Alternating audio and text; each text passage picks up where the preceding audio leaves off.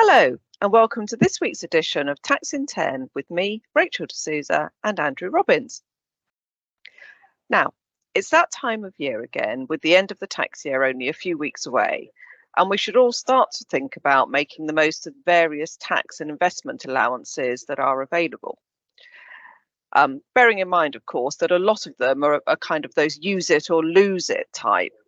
So what we thought we'd do today is take a quick canter through a range of different tax-focused year-end planning opportunities. Yeah, so let's start with income tax. And as a reminder, unless you're claiming the remittance basis of taxation, or unless your income is more than just over £125,000, you will be entitled to a full annual allowance, which is currently frozen at £12,570.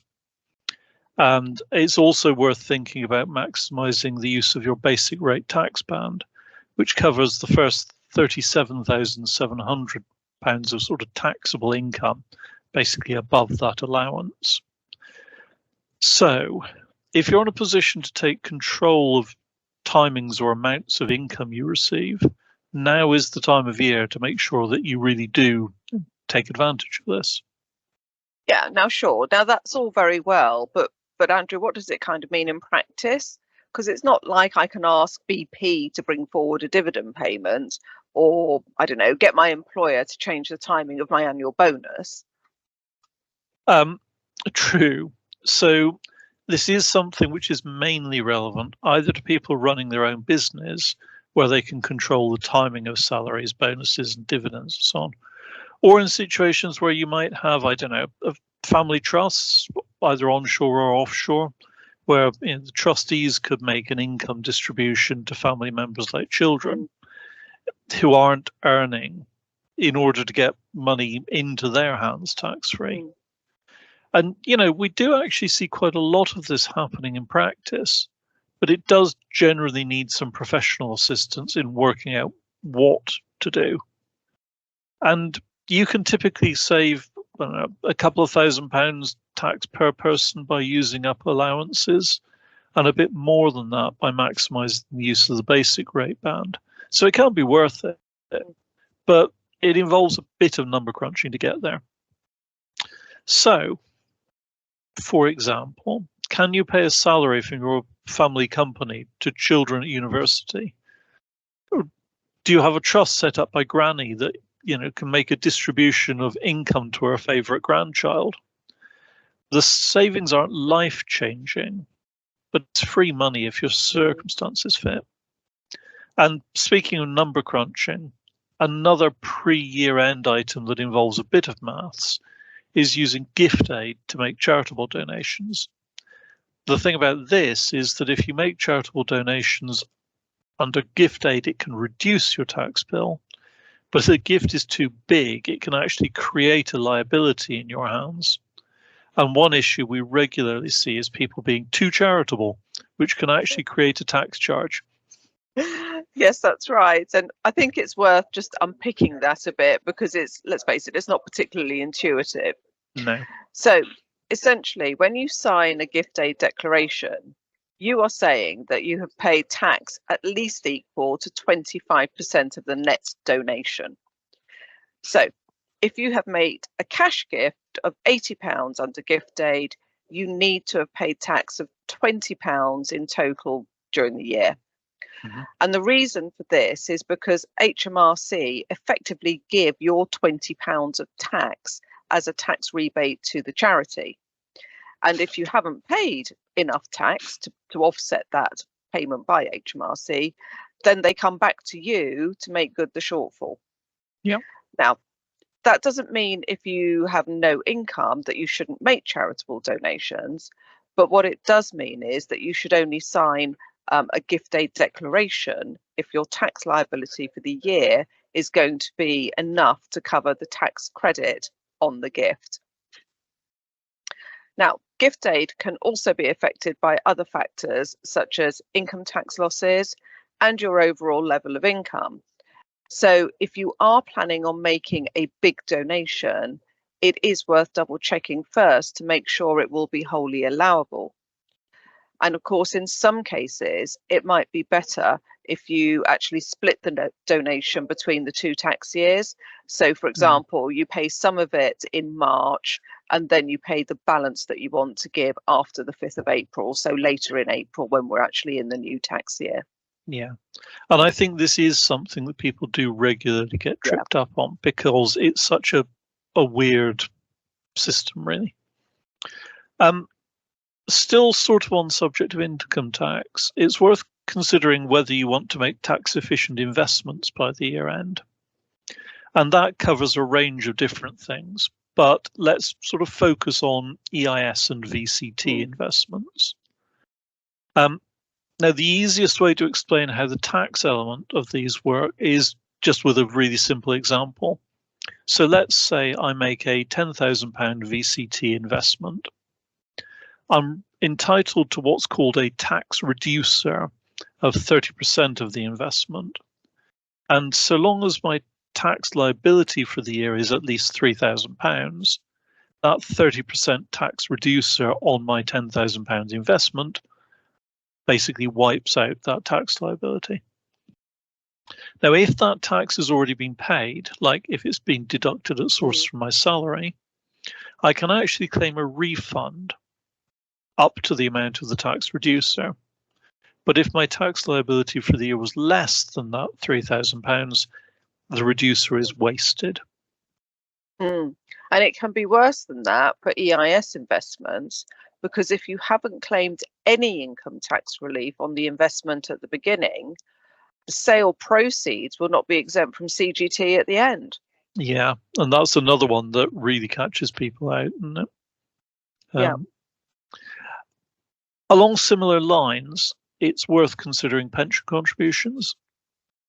The annual allowance has now increased to £60,000 a year, but bear in mind that if you're adjusted income, which is another sort of jargony term that doesn't necessarily mean quite what you think it does, but if your adjusted income is more than £260,000, then your annual allowance starts to reduce. And the way that pension allowances work is effectively by reducing the amount of income you pay tax on. So as well as being a good thing in themselves, pension contributions can be really helpful if your income is going to be at a level where you suffer a high marginal tax rate. So that happens, for example, if your income is about £100,000 and you start losing your annual exemption and you end up with a marginal tax rate of 60%.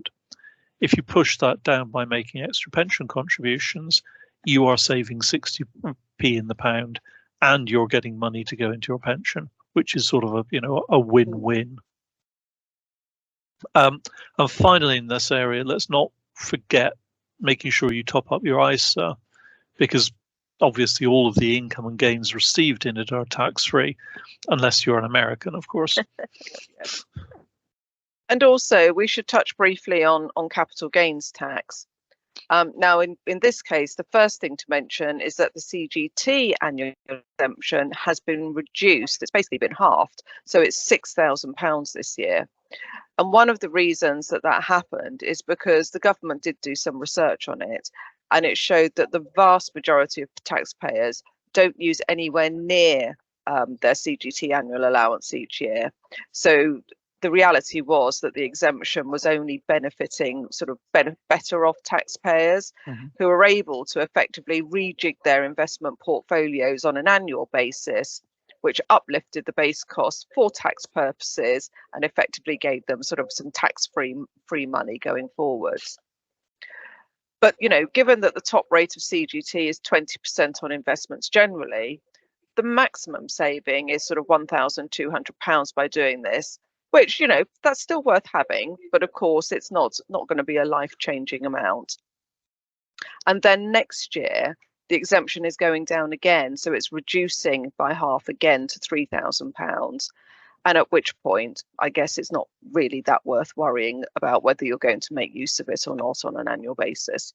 Yeah, agreed. Okay, let's finish having talked about taxes by thinking about death. Oh, joyful. Because there are some IHT gift points worth considering at this time of year as well.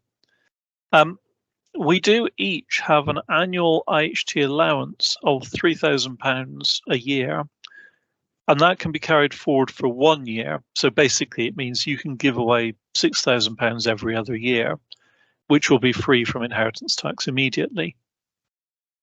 So yeah, not huge, but over a period of years can start to add up.